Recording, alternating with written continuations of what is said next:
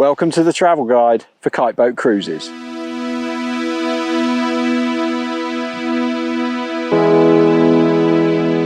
If you're looking for a different kind of kiteboarding holiday, then the team at Kite Boat Cruises have certainly got you covered.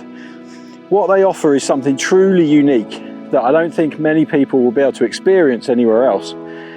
They run two boats, the Windchaser 1 and Madrigal, and both of those boats are running during the winter months in the Bahamas, which is where we are at the moment. You'll see from some of the footage how stunning it is. We've spent the last 7 or 8 days cruising around the Exumas, which are a national park in the Bahamas. And so because they've stopped fishing and everything like that, it's abundant with wildlife and it's just absolutely stunning. It's quite rare if you ever see anyone else.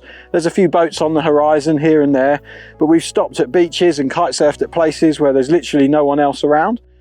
For a lot of kite surfers, we're always going to the same places, the same locations. We go to Cape Town in the winter, Brazil before that, then maybe we'll go to Egypt in the summer months or to Europe and Greece and the Canary Islands. But actually just getting right out there off the beaten track, sometimes one of the best things you can do. Gives you a chance to explore new places, kite surf on your own and be totally out there amongst the elements. So off on the horizon there, you can see Windchaser 1. It's a 58-foot catamaran. It's really well equipped. There's loads of space on board.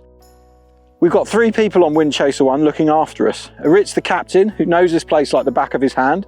He spent the last 5 years exploring all the best spots to go.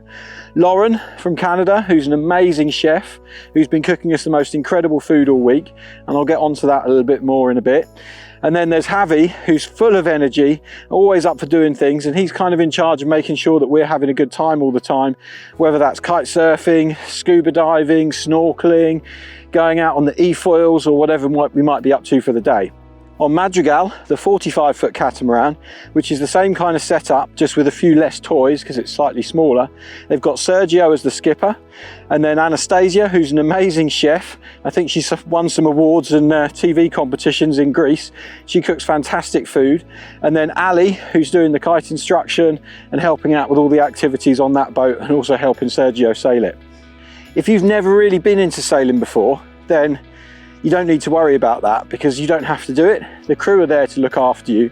One way to think of it is like a floating hotel that's going to all the best kite locations and getting you some of the most amazing kite conditions. The boats they use are catamarans. Now, the good thing about catamarans is they've got a low draft, don't take up much water, so they can get in some really shallow spots. We're currently anchored up on a sandbar and it's about 0.6 of a metre deep, so we can get right into where the kite spots are. The other advantage, of course, is there's a lot of room to store loads of kit, and on this particular catamaran, you can see just behind me over there, they've got the e-foils from Lift. They've also got a full quota of kiteboarding gear from North, and that includes foils and twin tips and a surfboard as well. They've got kites ranging from 17s right the way down to 5s, and they've got so much gear here, you really don't need to bring your own equipment. You can just come on the boat, forget about it, and they've got everything that you're going to need. What you can hear now is the dinghy coming back from a dive trip. They've even got dive gear on here as well. So whatever you want to do, you'll be able to do it on this boat trip. The kite surfing's been absolutely incredible. We've ridden at some unbelievable spots where you're almost kite surfing in what I would describe as swimming pool water. It's that blue and it's that clear. It's an experience I'm never going to forget, and it's been really amazing. The windy season's from November through to March, end of March, and then April the wind tends to drop off. So these guys will be running both catamarans for the whole season, and if you want to get in touch with them, check out the link below, and the link will run on this video as well. So let's talk about the kite spots a little bit.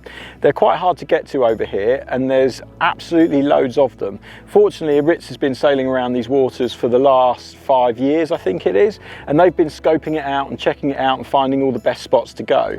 So they know everywhere, whatever the wind direction, they've got a spot in their minds that they think, yeah, that's a good place they can take you to. We're sort of running up and down the coast of the Bahamas, finding the best spots according to the wind. What to expect when you get to the spot: you might be dropped at a remote sandbar with some lunch and spend the day there. You might be kiteboarding off the back of the boat if you're anchored up in a nice bay and there's some good kiteboarding conditions around there. And it's Generally what they try and do is take you in the dinghy, get you ashore and give you a full day kiting on the beach. But if that's not possible, then you can always kite from the back of the boat, which is a pretty amazing experience too. And of course, Javier, Ali and the team are all here with the Ritz as well to help you launch and land.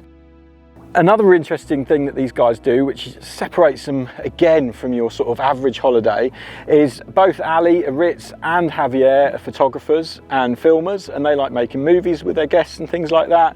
So if you want to come over here and get some amazing kite shots, you'll definitely get some of those. And in fact, some of the shots that we're going to be using in the magazine article and indeed this video have been filmed by those guys as well as myself too.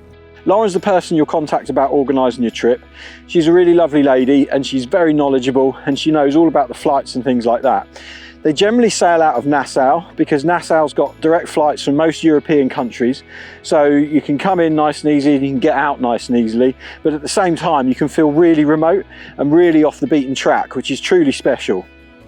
The kite surfing's perfect if you're into twin tips and hydrofoils, and if you like winging, they've got wing gear on the boat as well. If you want to learn to kite surf, these guys cater for that.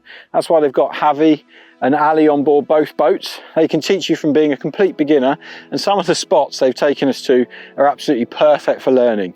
Really flat, shallow lagoons, nice, gentle, consistent breezes.